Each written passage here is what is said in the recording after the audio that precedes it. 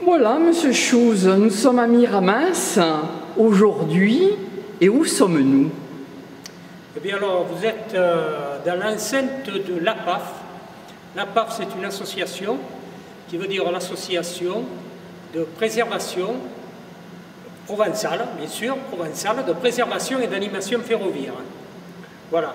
Le but, c'est la conservation du gros matériel et du petit matériel, la remise en état pour pouvoir la présenter, disons, au public. Voilà. Et vous, Monsieur Chose, qui êtes-vous? Voilà, donc moi, je suis un ancien cheminot. Voilà, je suis rentré au chemin de fer en 1962, au mois de mars. Donc je suis rentré avec la vapeur et j'ai terminé en 1995 avec le TGV. Voilà, j'ai été employé, disons, fait les examens pour travailler dans les bureaux marchandises, c'est-à-dire après les bureaux fret. Et j'ai terminé comme dirigeant du service après-vente. Ce que je fais, c'est-à-dire je fais de l'interassociatif, c'est-à-dire que je fais le patrimoine ferroviaire de la gare de Salon par l'intermédiaire de l'UAICF, qui est l'Union artistique et intellectuelle des cheminots français. Et je travaille ici à Miramas aussi pour le musée et pour l'association APAF. Quelques petits mots sur ce musée à Miramas, ferroviaire. Alors ce musée ferroviaire, il est né dans les années 83-84, où plusieurs de mes collègues avec les chefs de dépôt successifs qui ont passé et d'anciens mécaniciens ont décidé de conserver du matériel ancien qui était réformé dans le but de créer plus tard un musée ferroviaire. Alors, qu'est-ce que nous avons derrière nous? Alors derrière nous, nous avons une très belle locomotive à vapeur. C'est une locomotive de type 141, voilà, qui vient des États-Unis et du Canada. Alors, pourquoi des États-Unis ou du Canada? Eh bien, il faut revoir le contexte historique tel qu'il était en 1942, où sous le gouvernement provisoire de la République, des ingénieurs SNCF et sous l'impulsion du général de Gaulle, qui prévoyaient la reprise économique du pays après la guerre. Et ce qu'il fallait, c'est surtout des engins moteurs qui soient capables de redonner toute la dynamique de transport à notre pays. Donc pour cela, prévoyant les destructions de la guerre, il nous fallait des nouvelles locomotives. Et ces nouvelles locomotives, eh bien, elles ont été négociées avec le gouvernement américain pour la construction de 1340 locomotives de ce type. Qui est une locomotive? Alors, c'est une locomotive à vapeur, mais sur les 1340 de commandés, on en a reçu d'ailleurs que 1323, puisque 17 ont coulé dans une tempête sur le bateau norvégien Valpamela. Et donc on a reçu 1323 locomotives. Là-dessus, il faut regarder qu'une partie était des locomotives à charbon et d'autres qui étaient au fuel. Voilà. Aussi bien à charbon qu'au fuel, ce sont des locomotives à vapeur, c'est ça que vous voulez dire, Monsieur Chose? C'est des locomotives à vapeur, en sachant très bien qu'on pouvait transformer quand même la locomotive à charbon en passant à un atelier pendant une semaine et on pouvait la faire ressortir au fuel ou vice-versa. Et ça s'est avéré juste en 1956 de la première crise. Cette locomotive à charbon, on va prendre cet exemple. Pardon, à fioul. Oui, mais je vais vous expliquer pourquoi. À charbon, le processus nouveau qu'il y avait dans cette locomotive, c'est qu'on ne chargeait plus le charbon à la pelle. Le charbon arrivait directement du tender par une vis sans fin qui s'appelait stocker et qui allait directement dans le foyer alimenter le foyer, disons l'alimenter comme on voulait, grande pression, basse pression, voilà. En fuel, c'était la même chose, sauf que le dispositif de fuel marchait comme un chauffage central ordinaire. Voilà, en ce qui concerne l'alimentation. Elle a servi jusqu'en quelle année cette locomotive? Alors cette locomotive est une locomotive canadienne. Comme le chiffre l'indique, le 6, c'était la région Méditerranée, sud-est, et qui après est passée région Méditerranée. Elle est arrivée au mois de juillet 1947 à Sotteville-les-Rouen. Voilà. Donc après, elle a continué sa course, disons, pour finalement terminer ici, dans l'année 73, au dépôt de Narbonne, où après elle a été réformée. Voilà, du dépôt de Narbonne, elle est venue à l'Odève, de l'Odève, elle est allée à Sète. À Sète, elle a été donnée à l'UAICF de Sète qui n'a pas pu la conserver. Et elle s'est retrouvée ici à la demande des gens qui avaient créé le musée. 1852-1870. Depuis le 19e siècle, on parle de vitesse. On voudrait, avec le chemin de fer, aller plus vite. Il y a un développement socio-économique particulier. Est-ce que c'est pour ça qu'on a créé des voies ferrées et des trains, entre autres? Quelle est votre interprétation? Les voies ferrées, elles ont été développées au fur et à mesure des besoins, des nécessités d'abord des petits départements, des départements français, mais aussi ensuite avec l'évolution dans les régions. Donc il y a eu une explosion formidable, si on veut, de création de voies ferrées par des entreprises privées, qui au fur et à mesure que les transports devenaient de plus en plus nécessaires, eh bien on avançait les voies ferrées, on créait des gares, voilà, ça s'est passé un petit peu comme ça. Et de fil en aiguille, on essayait de relayer tel canton, telle grande ville. Voilà, petit à petit, tout s'est construit autour de ce besoin de transport, puisque c'était un des rares transports, après ceux des chevaux, des diligences, mais on sait très bien que les diligences ou les chevaux, bon, à un moment donné, ce n'étaient pas des transports qui étaient très éloignés, quoi. Il y avait peut-être un peu la concurrence des entreprises ferroviaires dans toute l'Europe. Il y avait peut-être un peu cette compétition dans l'Europe, entre autres, dans le monde, je ne sais pas, mais effectivement, pour avoir peut-être le meilleur réseau ferré, le meilleur train qui va le plus vite, qu'est-ce que vous en pensez? Comment vous le voyez un peu, cette compétition, entre guillemets? Je pense que la vitesse, si elle a joué, elle a quand même joué au début du XXe siècle, surtout. Le reste après, c'était... Oui, il y avait une émulation entre certains pays européens, notamment la naissance du rail, bon, c'est comme tout le monde le sait, c'est l'Angleterre. Ensuite, après, ici, bon, il y a eu des recherches avec Marc Seguin, il y a eu Denis Papin, bon, tout cela ont essayé de faire quelque chose qui puisse à la fois d'abord rouler, et ensuite, après, le transport des marchandises, des voyageurs aussi, bien sûr. C'était un petit peu l'obsession des gens de pouvoir transporter les voyageurs, d'abord dans des conditions très précaires, puis ensuite essayer d'améliorer un petit peu, à la fin du 19e siècle, les voitures voyageurs aussi pour le confort des gens qui commençaient à se déplacer et à accepter un petit peu ce mode de transport qui au début était un peu mystérieux pour eux. Voilà, donc la locomotive que vous voyez derrière moi, c'est une locomotive type 141R qui fait quand même 106 tonnes et lorsqu'elle est rentrée en service, puisque la première est arrivée en 1945, le 17 novembre exactement, au quai Wilson à Marseille. C'est la première locomotive de ce type qui est arrivée avec le contrat, disons, de SNCF, États-Unis et Canada, puisque celle-là, elle a été sous-traitée au Canada et arrivée directement, comme vous le voyez sur la pancarte, de la Montreal Works Company. Voilà, donc cette locomotive, lorsqu'elle est rentrée en service, elle a petit à petit remplacé toutes les autres locomotives qui étaient en service, mais qui étaient aussi à bout de souffle parce qu'elles avaient passé aussi la guerre. Et petit à petit, aussi bien les trains voyageurs que marchandises étaient remorqués par les 141 heures. Voilà. Cette locomotive a terminé 150 ans de vapeur en France, ce qui fait que ça a été un bon serviteur du rail. Il y a eu une demande. Comment se fait l'évolution de la demande?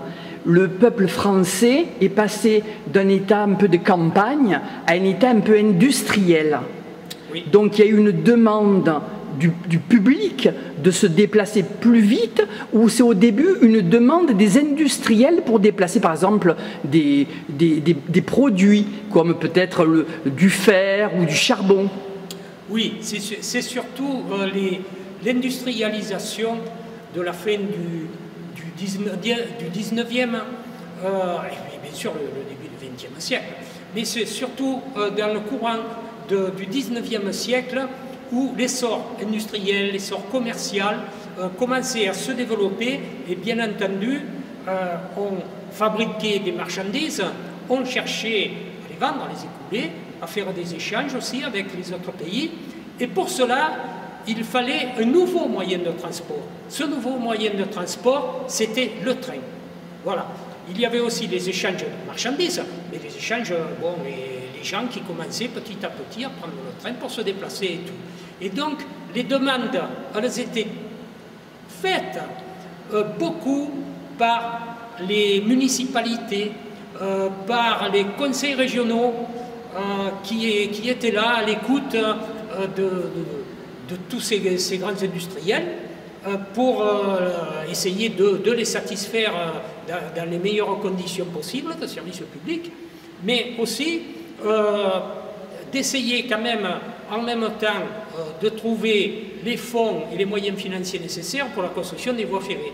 Voilà. Mais la demande a été très forte. Une locomotive à vapeur, eh bien, ça fonctionne avec un système cylindrique, comme vous voyez ici, une grande chaudière, où dedans il y a des tubulures, et dans ces tubulures, il passe de l'eau. Cette eau se réchauffe par le foyer, produit de la vapeur.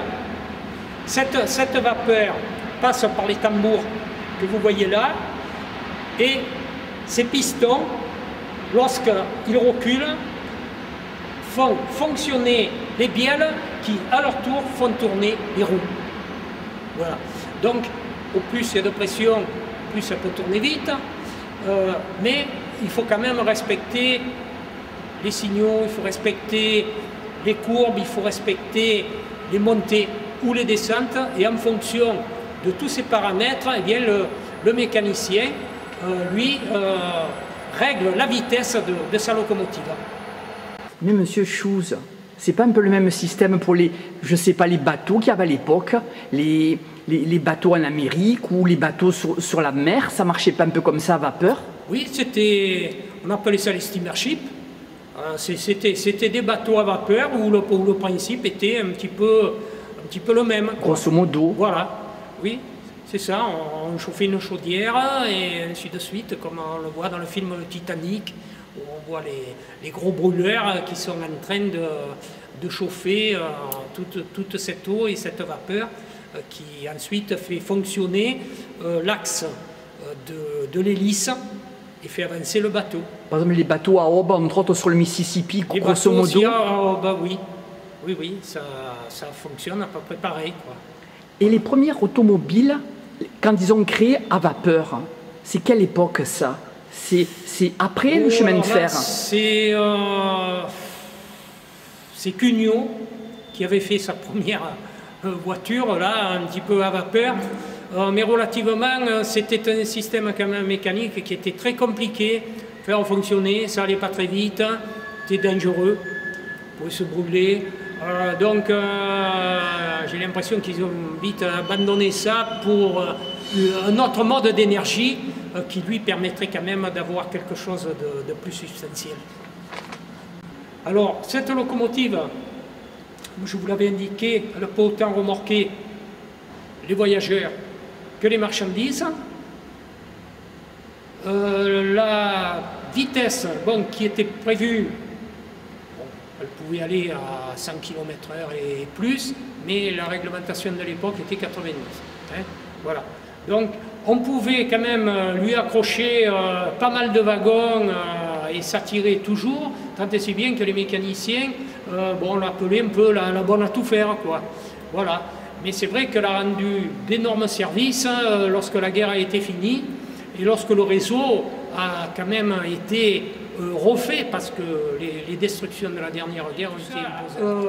Il y avait quand même une très bonne distribution avant-guerre, puisque l'ensemble des compagnies qui régissaient le trafic ferroviaire français avaient prévu énormément de gares, de triage, des voies de service, des voies de garage. Bon, ils avaient prévu des ateliers, ils avaient prévu tout ça, et il y avait un service de coordination entre les différentes compagnies. Voilà, ce service de coordination, bon, a bien fonctionné dans l'ensemble, mais chaque compagnie, bien entendu, essayait par émulation un petit peu de dire bon ben moi je vais être la meilleure ou tout ça, notamment le réseau du Nord qui lui il était plutôt axé sur la vitesse. Notre réseau était axé sur le confort. Et voilà, bon, c'était comme ça. Notre réseau, voilà. Qu'est-ce que vous entendez par notre réseau, Monsieur Chooz? Alors, quand je dis notre réseau, par exemple le réseau du Nord, toute la région Nord, Picardie, tout ça, c'était un réseau qui était beaucoup axé sur la vitesse. D'abord parce que très certainement c'était beaucoup de plats. Hein, et ils avaient sorti ils avaient de très belles locomotives, comme la Chapelon Nord, qui était une locomotive magnifique, qui transportait quand même à des vitesses les plus importantes des autres réseaux. Ensuite, le réseau PLM, lui, bon, avait des Pacifiques. Donc, il y avait une émulation déjà sur la vitesse, mais d'autres axés aussi sur l'étude des voitures voyageurs pour avoir un confort maximum. Ça veut dire voilà. Un peu en Provence? Alors, ou la partie sud de la France? C'est surtout la partie sud, hein, puisque bon, on ne parlait pas ni de régionalisation comme on a maintenant, ni de réseau méditerranéen. C'était le PLM, c'était tout le grand réseau qui partait de Paris vers le sud-est. C'était le plus grand réseau d'ailleurs de tous les réseaux français. Là, Monsieur Chooz, donc on va voir un peu la hauteur de la locomotive à fioul, et je vais vous poser une question un peu sur la Première Guerre mondiale, sur le chemin de fer, grosso modo. 1825-1814, on dit que c'est l'arrivée du chemin de fer dans les campagnes, notamment en Normandie. À l'époque, on avait des wagonnets tirés par des chevaux, et ça servait peut-être à extraire le charbon des mines de charbon. Et cette première partie, comment vous la voyez, vous, Monsieur Chooz? C'est un peu épopée du chemin de fer à la Première Guerre mondiale. Qu'est-ce que vous pouvez en dire un peu synthétiquement? Alors, je vous disais que l'ensemble du développement du chemin de fer, déjà, à la veille de la Première Guerre mondiale, était beaucoup avancé. On avait appliqué le plan Freycinet. Le plan Freycinet prévoyait que chaque canton devait être pourvu d'une gare, et l'accent avait été très fort là-dessus, et on avait pu développer un réseau ferré qui était certes complexe, mais qui arrivait quand même à aboutir à l'ensemble du plan Freycinet tel qu'il avait été prévu. Ce qui fait que les campagnes ont été rapprochées des villes, et les échanges ont pu se faire beaucoup plus facilement, et notamment les transports des marchandises. Alors pour ce qui est le transport militaire, évidemment, toutes ces voies ferrées servaient beaucoup pour les éventuels mouvements de troupes, et ont beaucoup servi, notamment sur les sites de Verdun. À la Première Guerre mondiale, grosso modo, ou cette période, on avait la classe 2. Mais il y a quelques années, on pouvait demander, je voudrais une place voyageur en classe 2. Est-ce que ça découle de cette période? C'est-à-dire, bon, il y avait la première classe, bien entendu, ça c'était la classe de confort, la classe des voyageurs, disons, fortunés. La seconde classe était déjà ce qu'on appellerait maintenant une classe moyenne. Mais il y avait aussi les troisièmes classes où là, alors c'était beaucoup plus spartiate. Et faut savoir que la troisième classe, elle a disparu uniquement en 1954. 1954, la troisième classe, elle a Voilà. disparu, d'accord. Ça se présentait comment, cette troisième classe? Alors, cette troisième classe était assez rustique. Les sièges étaient en bois. C'était très spartiate, sans trop de confort particulier. Il fallait vraiment être costaud pour passer, disons, une nuit là-dedans. Alors que, bon, déjà en deuxième, il y avait des sièges qui étaient un peu plus renforcés, mais on ne peut pas dire d'un luxe terrible, alors que quand même la première classe était relativement en confort. J'ai une information, Monsieur Chouze, dites-moi si c'est juste. 1831, la première locomotive à vapeur en France. Est-ce que ça colle à peu près en 1831? On dit par exemple Saint-Étienne-Lyon. Ça vous parle? Oui, alors la première voie ferrée, elle était de Saint-Étienne à Andrézieux. Andrézieux était une localité où il y avait une mine de charbon. Et pour extraire ce charbon, on avait dit c'est plus possible avec les chevaux, on ne s'en sort plus. Au plus on rentrait dans le temps, au plus il fallait du charbon, donc il fallait quelque chose qui puisse en transporter le maximum. Alors on avait d'abord pris des wagonnets, qu'on avait fait rouler sur des rails en bois, ensuite on les a mis en métal, et petit à petit on a créé quand même un petit chemin de fer pour aller dans une grande ville comme Saint-Étienne, où là alors on aurait eu accès quand même aux grandes gares, voilà. C'est pour ça qu'on a eu ce début. Disons que les deux peuvent bien fonctionner. Il n'y a pas une qui fonctionne plus que l'autre. C'est simplement le mode d'énergie qui n'est pas le même. Hein? Voilà. Sinon, la vitesse, tout ce que cette locomotive elle pouvait avoir comme compétence, elle les a autant bien donné avec la vapeur qu'avec le charbon. La vapeur, pardon. Oui, la vapeur, bien sûr. Mais le fuel ou le charbon. Hein, voilà. Est-ce qu'il s'est retrouvé sur le chemin de fer ferroviaire français des locomotives à charbon et des locomotives à fioul en même temps, ou ça a été une étape différente à passer? Non, ça n'a pas été une étape. Lorsque les 141 mers sont arrivés, vous en aviez à peu près 600 qui étaient au charbon, un petit peu plus au fuel ou un peu moins. Mais elles sont arrivées toutes les deux avec un mode d'énergie différent. D'accord. Voilà. Alors, ce qu'on faisait, c'est que, étant donné que les mines de charbon étaient dans le nord, on mettait d'abord les locomotives 141 à charbon dans le nord, et dans le sud, où il y avait quand même les raffineries de Berre, de la Vera, tout ça, les 141 au fuel étaient au sud. Voilà. En sachant qu'on pouvait les transformer, puis que, comme ça s'est passé pour quelques-unes lors de la crise de Suez, en 1954. Oui.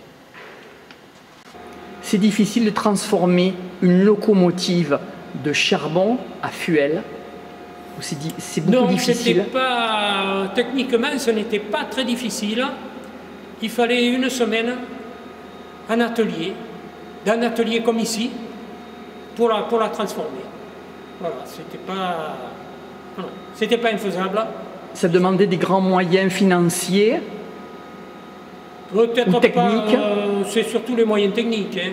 Voilà, non, les moyens financiers, je vais vous dire, si ça jouait peut-être un peu dans le calcul de la SNCF, mais il y avait quand même pas mal d'ateliers avec du personnel compétent qui travaillait là, donc ils avaient tout sous la main pour faire ça dans les meilleures conditions. Et les locomotives à vapeur, elles ont duré jusqu'en quelle époque? Alors les locomotives à vapeur, la dernière 141 à vapeur qui a circulé, ça s'est passé en 1978.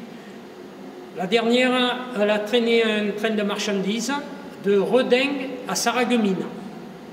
Voilà, 1978, c'était la dernière fois. En France? En France.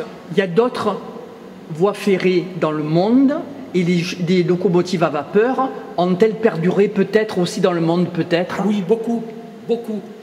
Si en France, dans les années 50,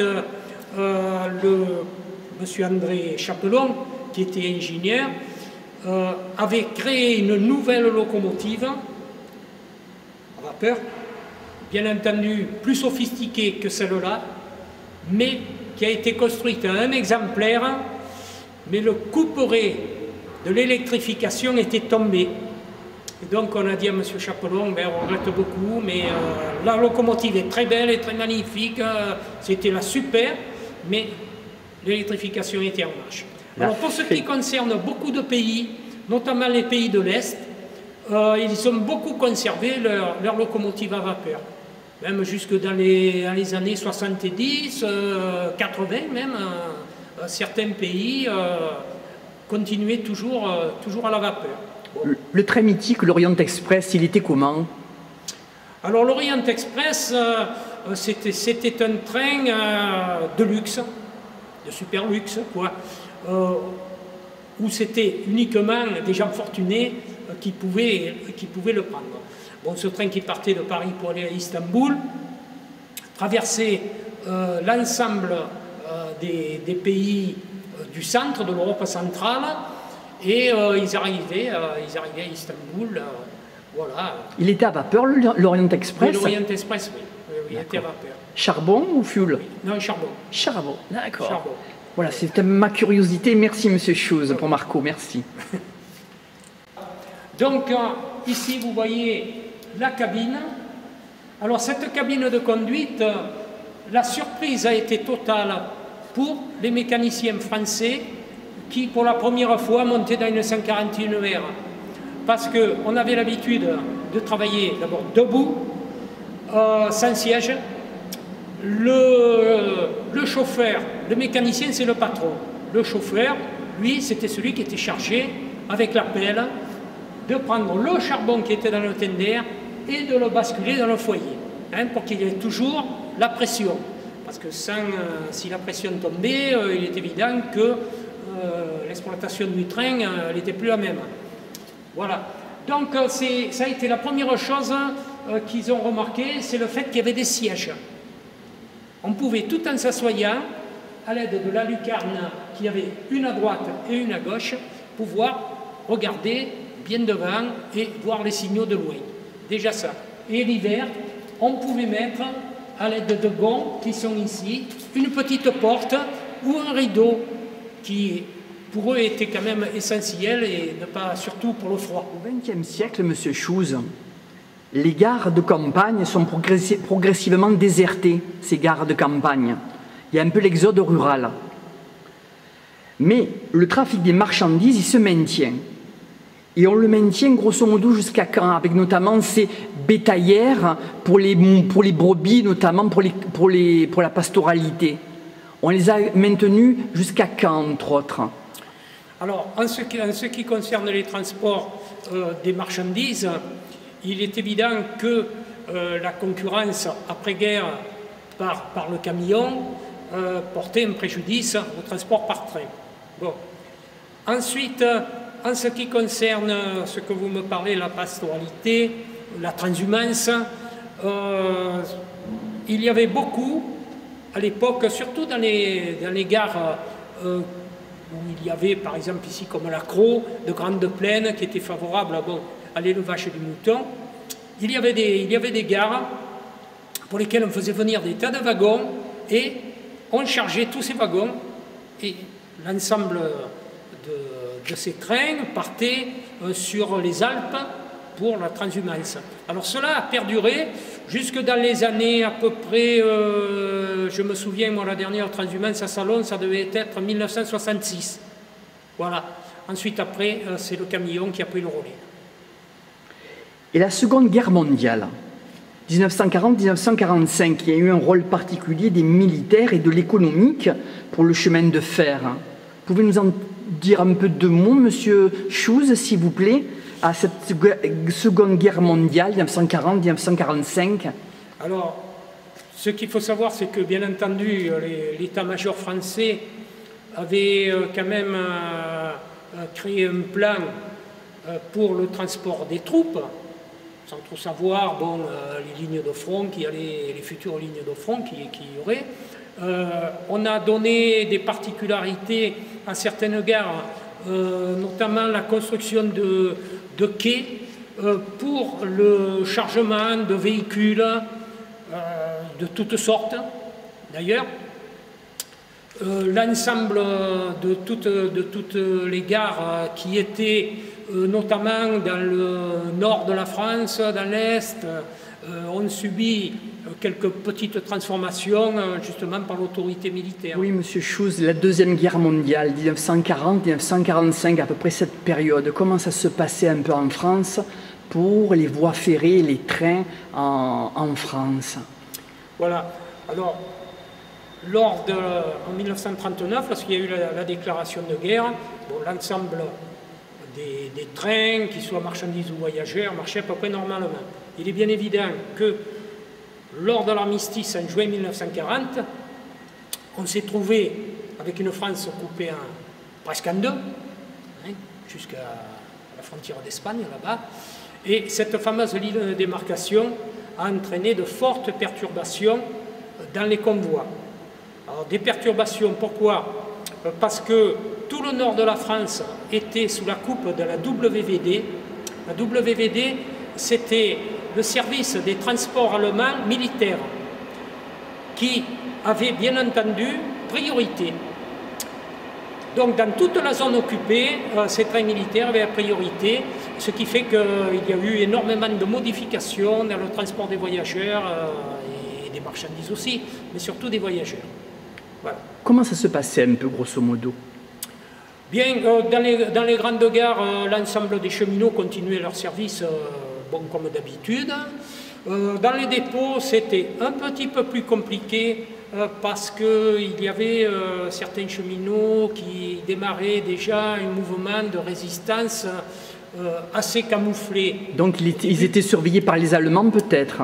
Oui, parce que dans toutes les grandes gares, il y avait des cheminots allemands qu'on appelait couramment les Bahnhof, qui veut dire gare en allemand. Et donc ces gens-là connaissaient quand même le métier de cheminot.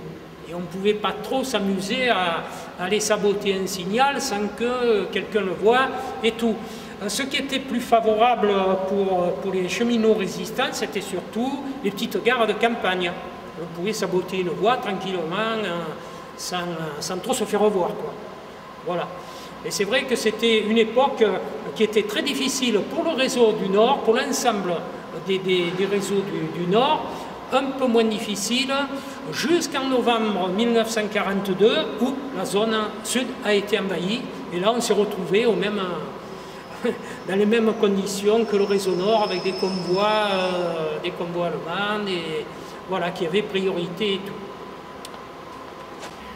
Alors, en ce qui concerne l'occupation, il est bien évident que les grandes gares étaient très surveillées.